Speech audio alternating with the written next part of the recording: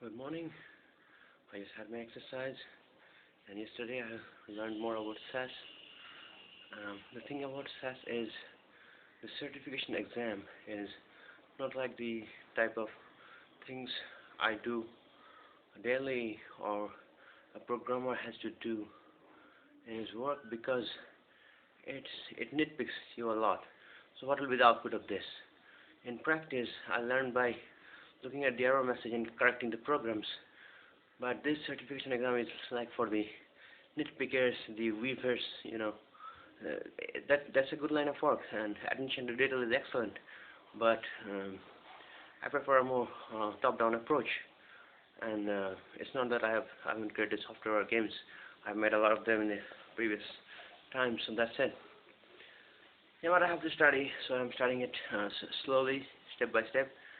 There's a long video, and I am breaking it down into steps and learning it the proper way, the conventionally proper way. That's good for the base exam. And you have noticed, unless you're living under a rock, that there has been an ongoing conflict in Eurasia, and there are those two states. One is a big rogue state and the other is not. I'm not here to discuss politics, so I'll just say this. When I told Reddy, today's a big day for Russia, it's not a big day, it's a sad day. But in the question of Crimea, she told quite a few months ago that it was a part of the old socialist republic, and therefore it is justified, or something like that. This runs in many of the Russians' internal school of thought. So yeah, there's that. It's not only about the man in charge. So let's choose a topic for today. We're choosing one from debate topics from high school. Okay, second from the last. How can you engage high school students in the class? It's an excellent question. So I think one of the best ways to engage people in the class is to pay attention to their differences, which wasn't done in the older times, where punishments and other standardization were in place. So there are a lot of types of people in their psychological makeup, in their social preferences, and we have to allocate enough resources for them. So I know that people might say that it's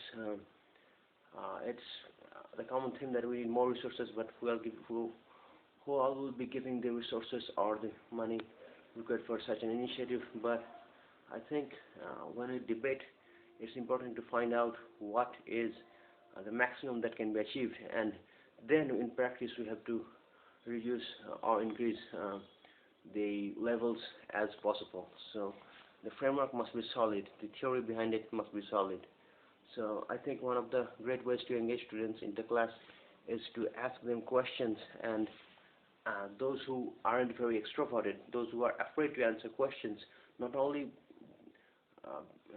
not because they do not know the answer, but because they want to, doesn't want to speak much.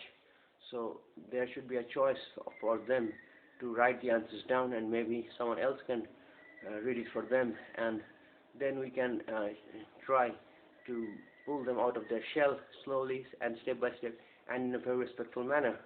And we should also try out aids such as computers and laptops and projections systems, which are used in many schools, but still many schools don't have them, or even if they had them, they do not use it adequately. So this should be addressed. And the other ways to engage students in the class is to make them into groups that sometimes the groups should be randomly assigned, and sometimes the group can be of this peer group, and in this way we can make it more dynamic and interesting for all the people. And some people love rules and procedures more than the others, and for them a straightforward framework for success in school should be made available to them. That's all for today. Thank you for listening. Bye bye.